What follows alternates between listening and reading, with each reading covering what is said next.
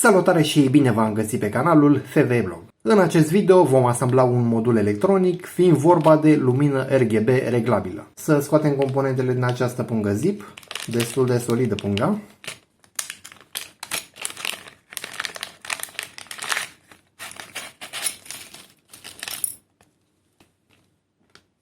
Vedem PCB-ul sub formă de triunghi.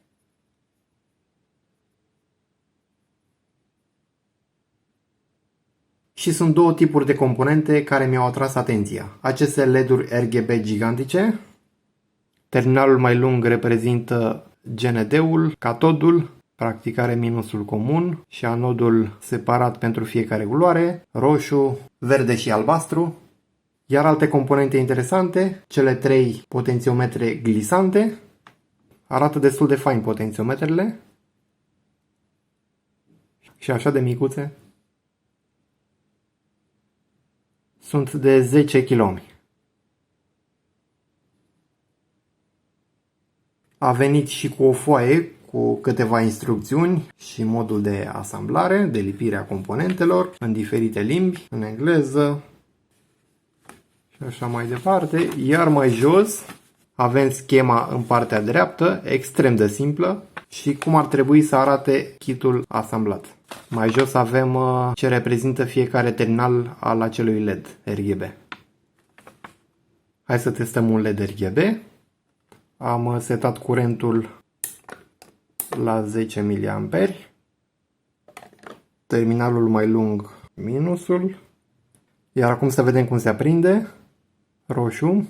Cred că trebuie să stingem o lumină din lateral ca să vedeți mai bine. Roșu, verde și albastru.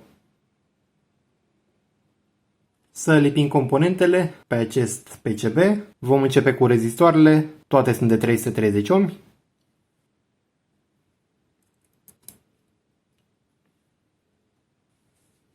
O să lipesc pe partea asta, știți deja metoda asta din clipurile mele mai vechi.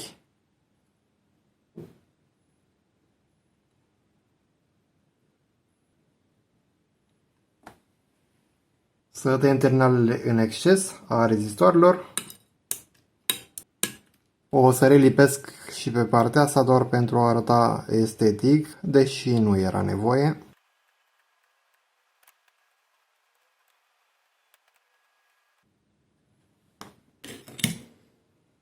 Să introducem și potențiometrele glisante. Hai că a intrat. Și al treilea. Să le lipim. Astea văd că stau pe poziție fără probleme.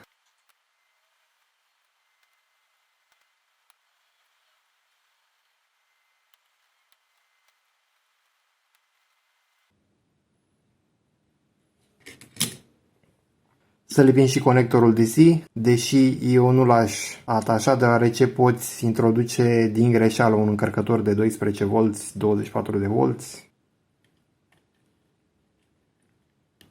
Să lipesc pe partea asta un pic, doar pentru a sta conectorul pe poziție, în drept. Hai totuși să-l punem în drept.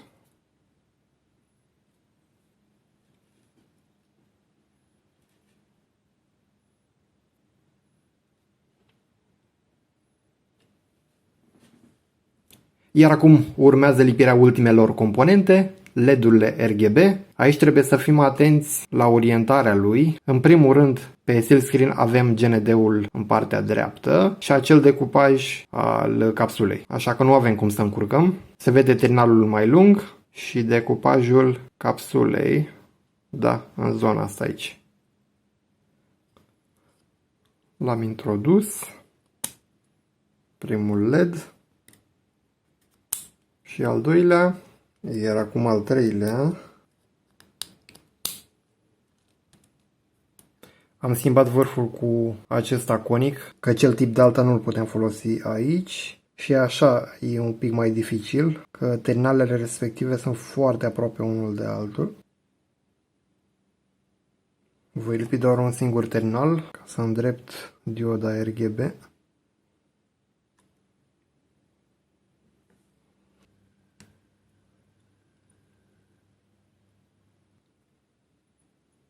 Nu ar trebui să fie bine.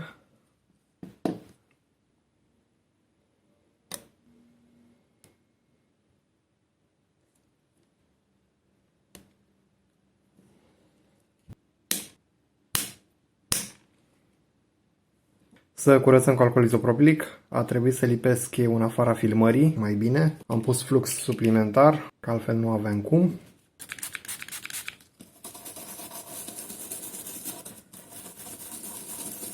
Gata, toate componentele au fost lipite. În plus am adăugat eu două conductoare, ca să nu folosesc acest conector DC.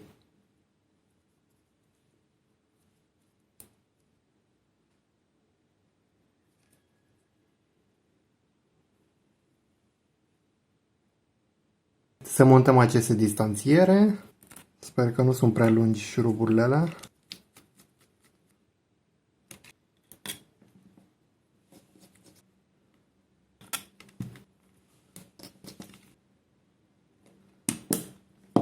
Acum ar trebui să fie în regulă.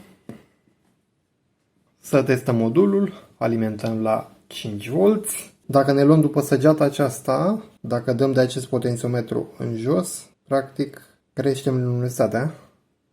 Asta e albastru. B de la blue.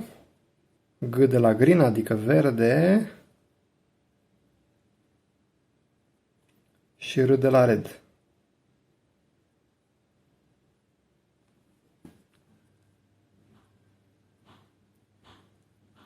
Roșu, verde, albastru. Albastru cu verde ne dă albastru deschis. Da? Se vede fain în realitate, sincer. Nu arată rău deloc. Și toate un fel de alb. Să amestecăm verde cu roșu. Mai degrabă un vernil aici.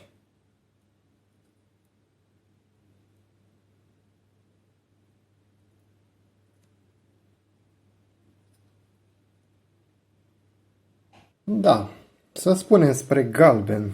În cameră nu se vede prea bine. În fine. Hai să stingem lumina din lateral. Poate așa ar fi altfel. Avem o coală pe aici, albă. Hai să punem foaia asta cu care venim. Să punem de desubt să nu influențeze. Că aveam fundalul respectiv albastru.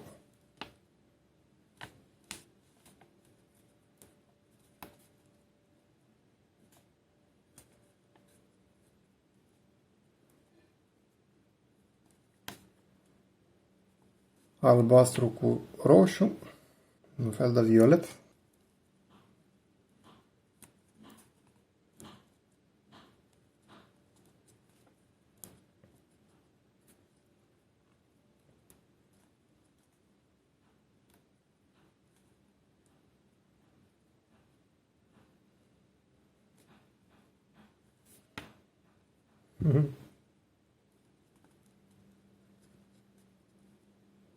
Culoarea asta îmi place mie. Albastru deschis. Albastru închis.